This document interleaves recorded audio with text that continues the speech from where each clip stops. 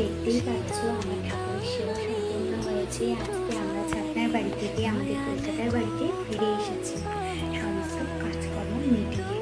তো এই দেখো আজকে ফলহারিণী পুজো। তো এই জন্য আমার কাছে একটা আম ছিল, সেই আম আর বাতাসা দিয়ে আমি ঠাকুরের সেবা করেছি, মাকে দিয়েছি। আর এই যত ফুল তোমরা দেখতে পাচ্ছ এই সমস্ত জবা কিন্তু আমার ছাতনার বাড়ি থেকে তুলে নিয়ে আসা। আর বেলপাতাগুলো আর এই নয়নতারা কিন্তু আমার এখানের বাড়ি থেকে তোলা নয়নতারা।